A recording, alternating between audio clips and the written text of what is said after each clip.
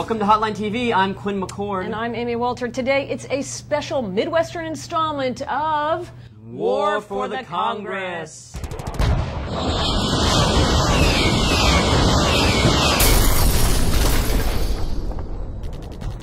All right, today we are looking at two Senate races, two long-shot contenders, State Senator Andrew Rice in Oklahoma, Scott KLEEB in Nebraska. Quinn McCord, knower of all things Senate. Who do you think has a better chance to win? Amy, I'm so excited to be talking about these two Senate races today. If I were Nobody else is talking about them. No. And that's why, right here, we are. We are. Everybody ignores them, not us. If I was wearing jeans, they would be as tight as Scott KLEEB's right now. Wow. But there's been a lot more focus on that Nebraska race. One, because it's open, and two, because it's Scott KLEEB. Scott KLEEB, and he almost won last year for Congress. But I think an argument could be made that Andrew Rice has a marginally better chance of winning this race. And in part because I've looked at these poll numbers, Mike Johanns is pretty well liked in Nebraska still.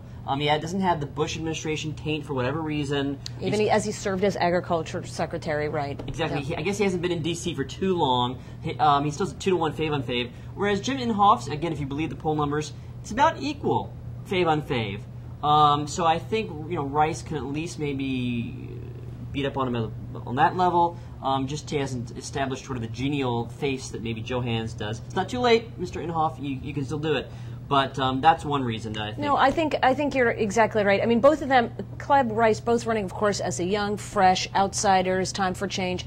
KLEEB, meanwhile, people forget this, that his success in 2006 was as much about him as it was about the fact that his opponent didn't try to, I don't think he took him seriously enough, almost until it was too late. I mean, he allowed KLEEB to run sort of as this independent candidate. He never painted the case against KLEEB until the polls started to show that it was really, indeed, very, very close. So I think he just was assuming that he had an R after his name. Of course, he was going to win this race. Inhofe, I think you're right. He's much more polarizing. Now, Oklahoma, tough place to be a Democrat.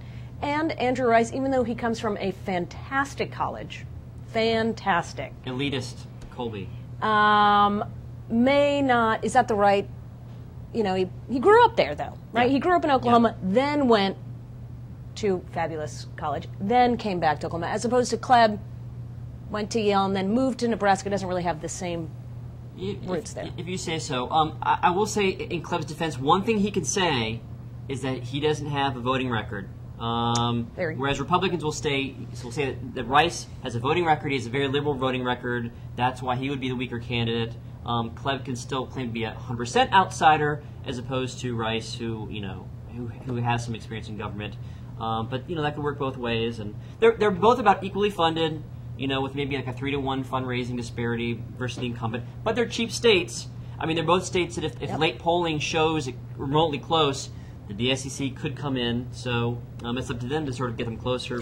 Well, have you noticed that Inhofe is sort of trying to change his image, by the way? He ran those ads where they were like the We Are the World ads, where he's like Coke in commercial, Africa. Holding hands. And where was he? He was in Africa, Darfur, That's right. He was helping. He was like part of the Peace Corps or something. Yeah. So maybe he understands some of his limitations, and he's working on those. Perhaps. Not clear.